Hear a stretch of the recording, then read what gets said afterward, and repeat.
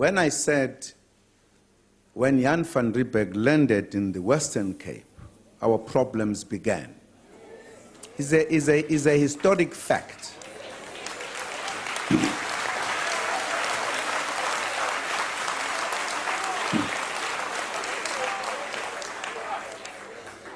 Now, I always avoid giving the details of the history, but it's not necessary. When he landed, there were residents here, in this very city, who were established here. The Cohen son. They were living here, and they welcomed him warmly. And he established himself. They were together. Somewhere, somehow, a tension began. And there were wars that were fought. They were removed here forcefully from their area. Removed. And some of them went deep into the country, north, south, east. And the wars began because after the population arriving in South Africa grew. It is written down, it's not me concocting it. There were 8 major wars that were fought in the Eastern Cape. I didn't write that. We are not counting other small wars. 8 major wars.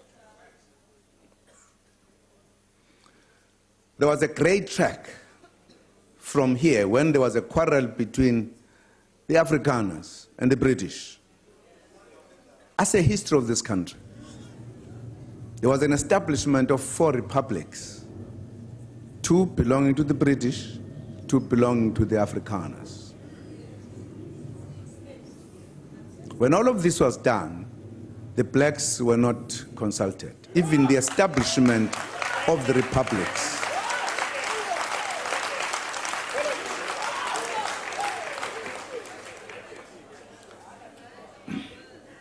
The clash between the Afrikaners and the British continued.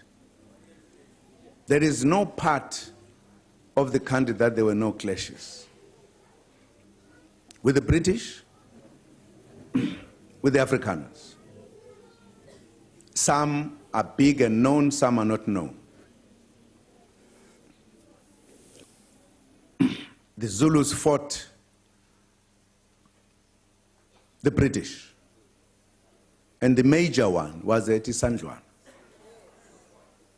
The Afrikaners fought the Zulus, and Ngombe, what you call the Brald River.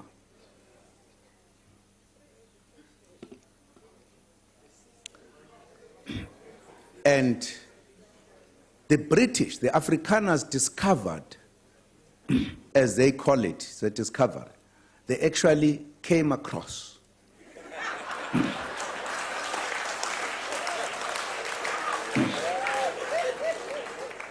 mineral resources.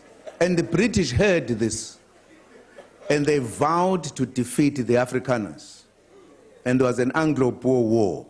As a history of this country. Very bitter war. We all participated on either side.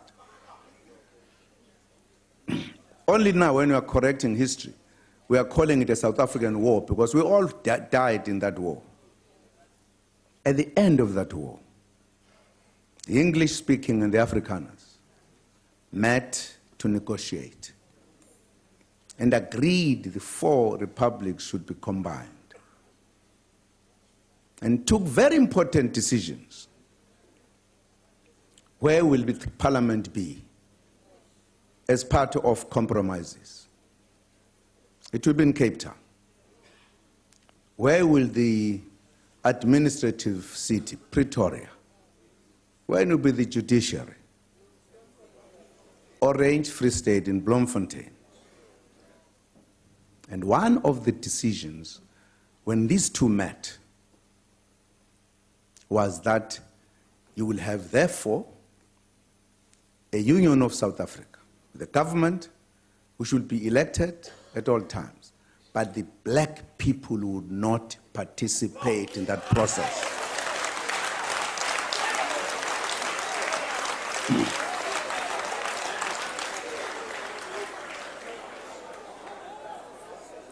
It was that decision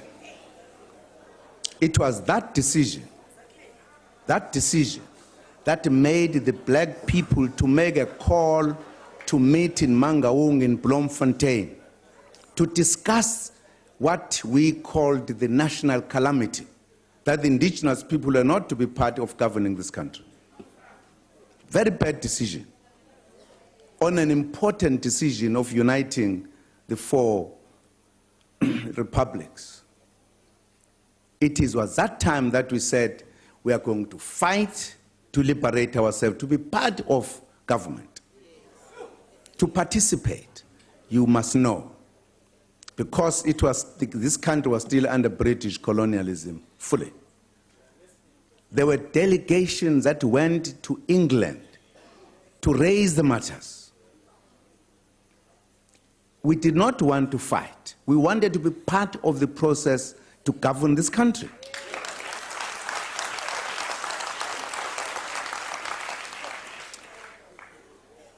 This now are the activities many years after the landing of Jan van Riebeeck, who opened the way for them to be here. They started fighting here, Eastern Cape, Free State, everywhere. There were wars.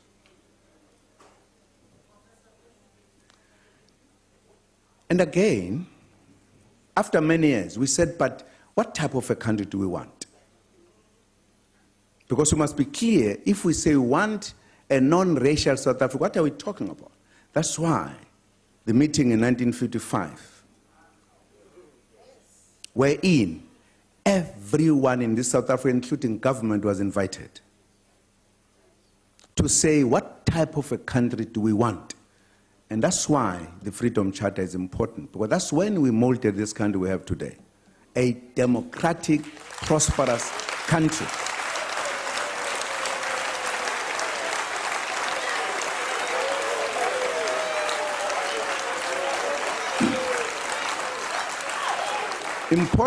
Important in that gathering is a preamble of the Freedom Charter. That is the basic policy of the ruling party, where we said, we the people of South Africa declare for all to know that South Africa belongs to all who live in it, black and white.